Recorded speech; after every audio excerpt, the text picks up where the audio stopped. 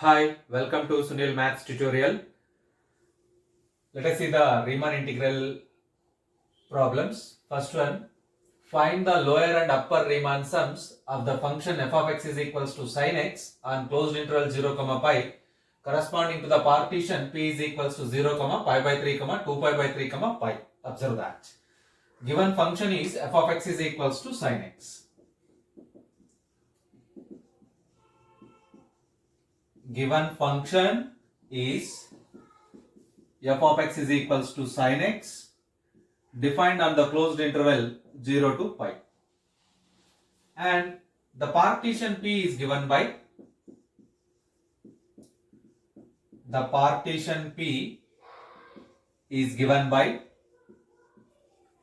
p is equals to 0, pi by 3, 2 pi by 3, pi.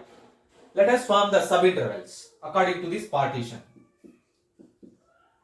The subintervals of closed interval 0, pi, corresponding to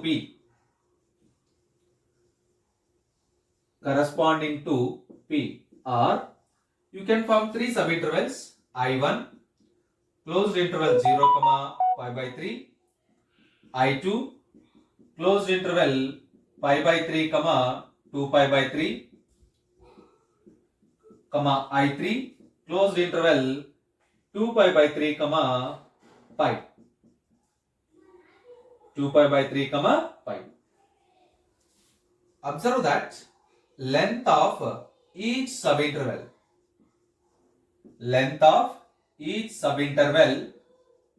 is same. You observe that delta 1 length of the first subinterval, delta 2 length of the second subinterval, delta 3 length of the third subinterval. In every case, the length of the subinterval is pi by 3. You observe that. Pi by 3 minus 0, pi by 3. 2 pi by 3 minus pi by 3, again pi by 3. Pi minus 2 pi by 3, pi minus 2 pi by 3, you get pi by 3. So length of I1, length of I2, length of I3 is same, pi by 3. But you remember here, in the closed interval 0 to pi, sin x is increasing as well as decreasing. So first, according to I1, from 0 to pi by 3 it is increasing. According to the subinterval I2, from pi by 3 to 2 pi by 3, it increases and decreases. So let us observe that point carefully. To calculate infimum and supremum, that is the very important point to observing. Either the function is increasing or decreasing. Take I1. I1 is equals to closed interval 0 to pi by 3. And it is very clear f of x is increasing. F of x is increasing in the closed interval I1. Therefore, capital M1 is equals to supremum of f of x, which is equals to f of pi by 3, which is equals to sin pi by 3, sin 60 degrees, you get root 3 by 2. Small m1 is equals to infimum of f of x, which is equals to, because the function is increasing, so supremum exists at the upper point, at the upper limit. Because the function is increasing, infimum exists at the lower end point of the interval. F of 0, which is equals to sin 0, it is equals to 0. So according to the first subinterval, we find supremum and infimum. Now take second subinterval I2. Closed interval pi by 3, 2 pi by 3. What is mean by pi by 3? You get 60 degrees.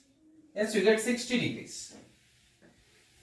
In between 60 degrees and 120 degrees, there is 90 degrees. So 60 degrees to 120 degrees, there must be 90 degrees. So sine function takes 1 at 90 degrees and again it decreases. From 60 to 90 it increases. From 90 to 120 it decreases. Observe that.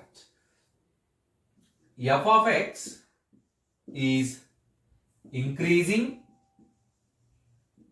as well as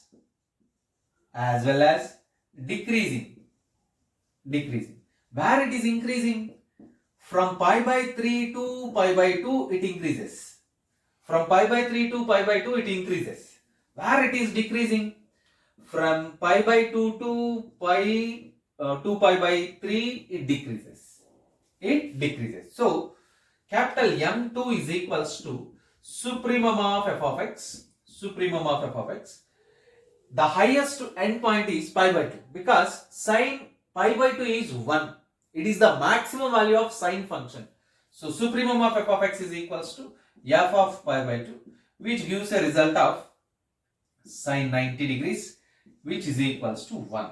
Small m1 is equals to small m2 is equals to infimum of f of x.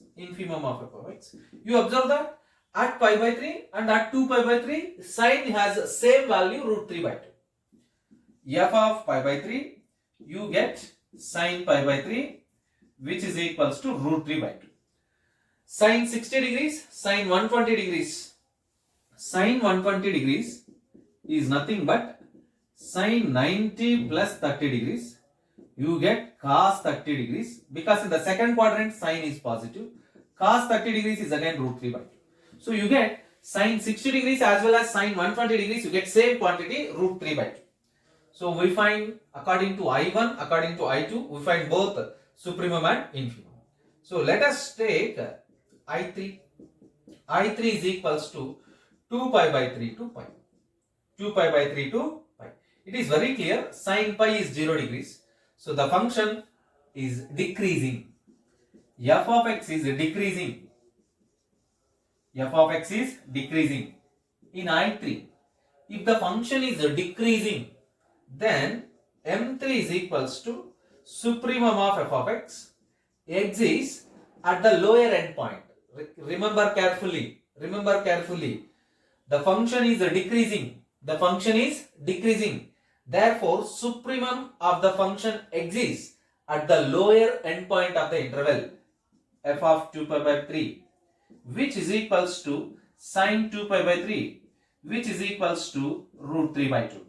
And small m3 is equals to infimum of f of x because the function is decreasing. Infimum exists at the upper end point.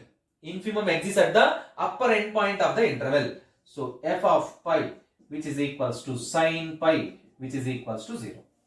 So according to every interval, we find the supremum and as well as infimum of the function f of x. Now let us go for LPF and UPF. The lower Riemann sum LPF is equals to summation r is equals to 1 to 3 small mr delta r. This is nothing but small m1 delta 1 plus small m2 delta 2 plus small m3 delta 3. You know that delta 1, delta 2, delta 3 has same quantity pi by 3. Small m1, where is small m1? 0 plus small m2 root 3 by 2 plus small m3, again it is 0. By making delta common, you get pi by 3. Length of the interval is pi by 3. Root 3 pi by 2 into 3. Root 3, you get 2 root 3's here, get cancelled. Pi by 2 root 3. So LPF is equals to pi by 2 root 3. UPF, upper Riemann sum. Upper Riemann sum is equals to summation r is equals to 1, 2, 3. Capital MR delta r, which is equals to capital M1 delta 1 plus capital M2 delta 2 plus capital M3 delta 3. Again delta 1, delta 2, delta 3 is nothing but pi by 3. So what is capital M1? Root 3 by 2 plus again capital M2 1 plus again capital M3 root 3 by 2 into pi by 3.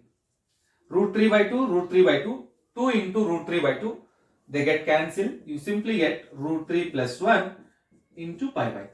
Therefore, UPF is equals to root 3 plus 1 into pi by 3. Very, very important problem. Practice this problem. So, but this is simple and easy. UPF and LPF are very simple and easy.